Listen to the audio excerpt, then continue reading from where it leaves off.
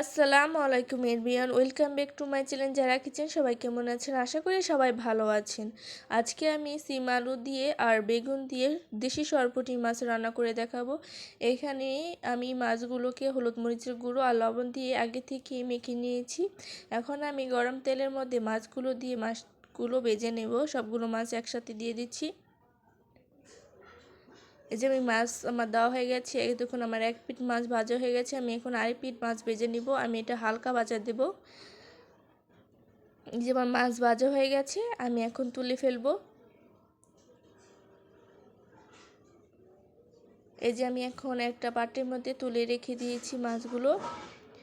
আমি এখন এই তেলের মধ্যে পেঁয়াজ কুচি দিয়ে হালকা নাড়াচাড়া দিয়ে পেঁয়াজটাকে ভেজে নেব।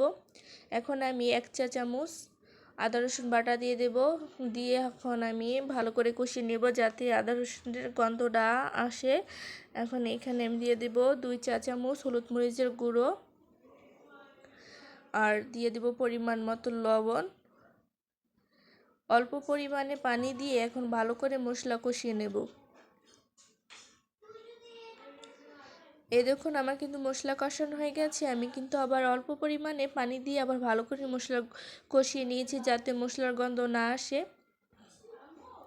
এই যে মশলা কষানো হয়ে গেছে, দেখুন মশলার উপর তেল বেশি উঠেছে। এখন আমি এখানে আলু দিয়ে দেব। আলু দিয়ে ভালো করে নাড়াচাড়া দিয়ে আলুটাকে ভালো করে কষিয়ে নেব। অল্প পরিমাণে পানি দিয়ে দিয়েছি, সাথে ভালো করে কষিয়ে নেব। ঢেকে দিলাম আমি। এই দেখুন আমি কিন্তু আলুটাকে কষিয়ে নিয়েছি।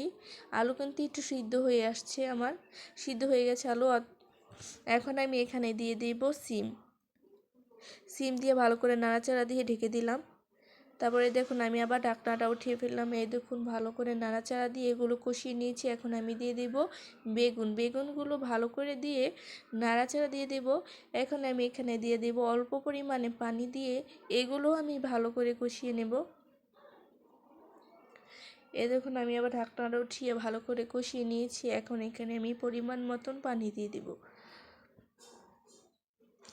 পরিমাণ মতো পানি দেওয়া হয়ে গেছে। এই দেখুন আমি এখন দিয়ে দেবো এখানে মাছ। সবগুলো মাছ দিয়ে দিলাম, সরপুঁটি মাছগুলো দিয়ে নাড়াচাড়া দিয়ে দিলাম। তারপর দিয়ে দেবো, ঢেকে দেবো আমি এখানে। এই যে আমি ঢাকনা উঠিয়ে ফেললাম। এখন দিয়ে দেবো ধনেপাতা কুচি উপরে। ধনেপাতা কুচি দিয়ে হালকা নাড়াচাড়া দিয়ে দিলাম। এই যে দেখুন আমার রান্না হয়ে গেছে, আমি এখন নামিয়ে ফেলবো। এই যে আমি পরিবেশন করলাম। আমার রান্নাটা যদি আপনাদের ভালো লাগে তাহলে আমার পাশে থাকবেন, লাইক কমেন্ট শেয়ার করবেন। আপনাদের কাছে যদি রান্নাটা ভালো লাগে তাহলে এইভাবে ট্রাই করে দেখতে পারেন।